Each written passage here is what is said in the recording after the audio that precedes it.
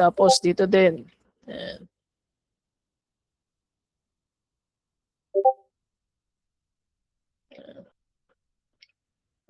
Huwag kayo mag-e-edit ha. Basta importante guys, na follow natin ng comments.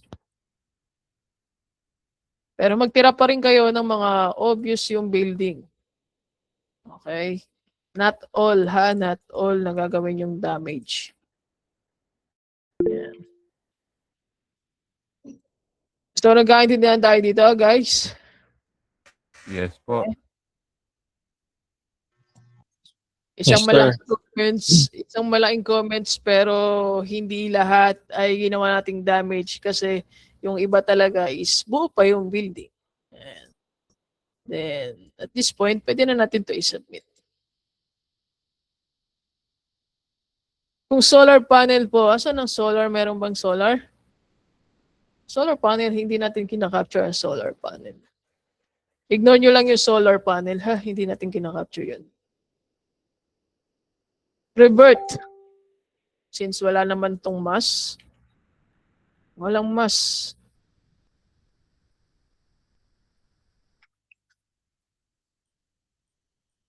Revert, pag revert ang comments guys, kaya kailangan nyo lang siyang i-capture.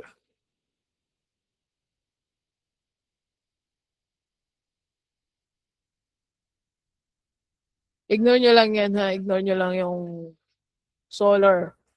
Kung hindi sila building related, ignore nyo lang. Okay, so sabi dito sa task na to, is change.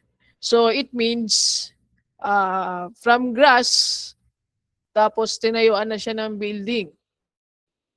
So kapag nakuha yung gantong task na to, capture nyo yung mga buo yung building, ganyan.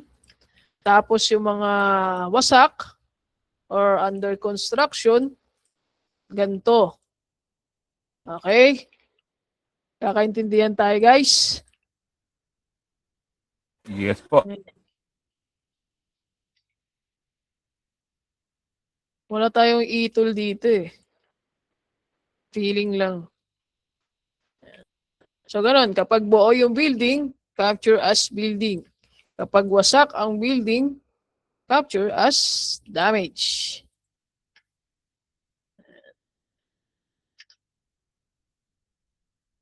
iTool. Ayun, iTool pala. Nice. Eh di iTool, mas madali ang iTool.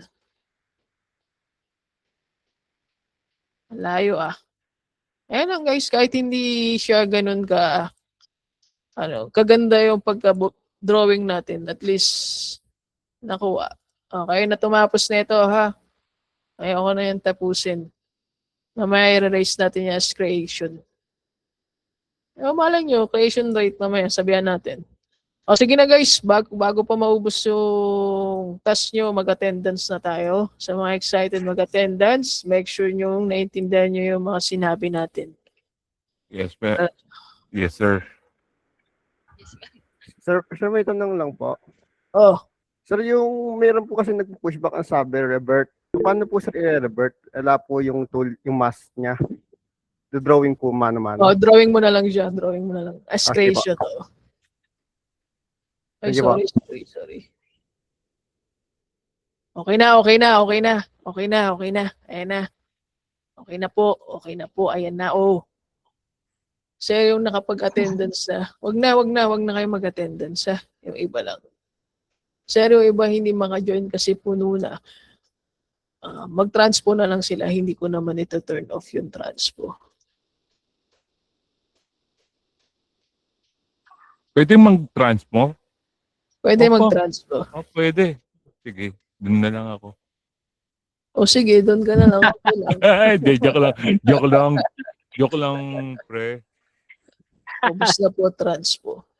Sige na guys, sama na ang kulitan. Pa-fill up ako ng attendance ha. Make sure nyo alam nyo yung gagawin ha. Bye-bye. Sir.